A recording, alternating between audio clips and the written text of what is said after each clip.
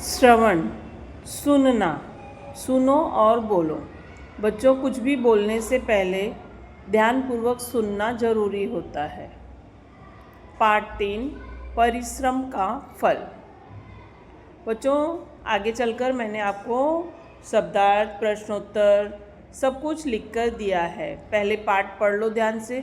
इसके अलावा भी आपको कुछ नहीं समझ में आता है तो मुझे कमेंट करो, लेकिन उससे पहले प्लीज़ सब्सक्राइब माय चैनल बच्चों। और भी आपको कुछ पढ़ना है तो कमेंट करके बताओ।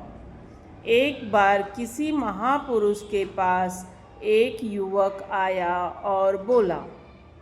एक बार किसी महापुरुष के पास एक युवक आया और बोला, आप मेरी सहायता कीजिए, आप मेरी सहायता कीजिए। मैं बहुत परेशान हूँ, मैं बहुत परेशान हूँ। मेरे पास इस समय फूटी कौड़ी भी नहीं है, मेरे पास इस समय फूटी कौड़ी भी नहीं है। फूटी कौड़ी भी नहीं बच्चों, मतलब बिल्कुल पैसा नहीं है। इन मुहावरों का मैंने आपको अर्थ और वाक्य में प्रयोग भी बताया है आगे चल के। महापुरुष ने उसकी परेशानी सुनने के बाद कहा, मेरा एक दोस्त व्यापारी है। महापुरुष ने उसकी परेशानी सुनने के बाद कहा, मेरा एक दोस्त व्यापारी है। वह इंसानी आँखों को खरीदता है। तुम्हारी आँखों के 20,000 तो दे ही देगा, तुम्हारी आँखों के 20,000 तो दे ही देगा। बच्चों, मैं 2 बार इसलिए पढ़ती हूँ कि एक बार मैं पढ़ूँगी, दूसरी बार आप सुनकर मेरे साथ में पढ़ोगे। जी नहीं, मैं अपनी आँखें नहीं बेच सकता। जी नहीं, मैं अपनी आँखें नहीं बेच सकता, युवक घबराकर बोला। महापुरुष ने एक बार और प्रयास किया। वह हाथों को भी खरीदता है।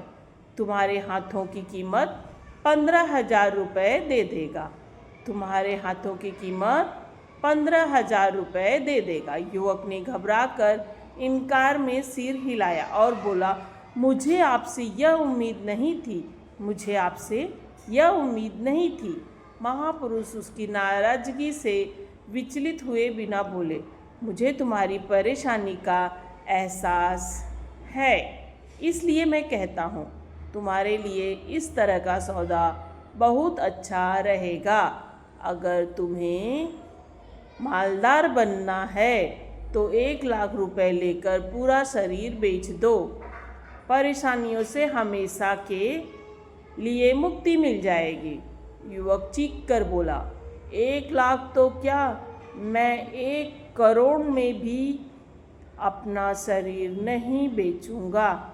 इस पर महापुरुष ने मुस्कुराकर कहा, जो व्यक्ति अपना शरीर 1 करोड़ में भी नहीं बेच सकता, वह कैसे कह रहा है कि उसके पास कुछ भी नहीं है। यह पूरा शरीर एक खजाना है। ईमानदारी से मेहनत करो, सोना चांदी तो क्या, सूरज चांद भी तुम्हारे हाथ में आ सकते हैं। अब युवक उनके मंतव्य को समझ गया और बोला, मैं आपका बेहद आभारी हूँ, अब आपने मेरी आँखें खोल दी। बच्चों, भगवान ने जो लिखा है वो हमें तो मिलता ही है हमारे जीवन में, लेकिन भगवान ने ये भी कहा है कि तुम कर्म करो और मैं तुम्हें उसका अच्छा या बुरा फल दूंगा। अच्छे कर्म का अच्छा फल, बुरे कर्म का बुरा फल दूंगा। इसलिए बच्चों, हमें मेहनत हमेशा करना चाहिए, प्रयास कभी नहीं छोड़ना चाहिए। आगे चलकर बच्चों ये सारे प्रश्नोत्तर हैं जिसको मैंने लिख कर दिया है, आप अपनी उत्तर पुस्तिका में लिख लीजिए। यहाँ पे आँखें बताई गई बच्चों, और बाकी चीज़ों को हल्का रंग दिया गया है, इसका मतलब आँखों से हम देखते हैं। यहाँ पे कान को डार्क किया है, बाकी छुपाया है, मतलब कान से क्या करते हैं, सुनना। यहाँ पे नाक हमें ज़्यादा डार्क दिखाई गई है, मतलब सूंघना। काम करना हाथ से, चलना पैर से। जीभ से क्या करते हैं बच्चों, हम स्वाद लेते हैं।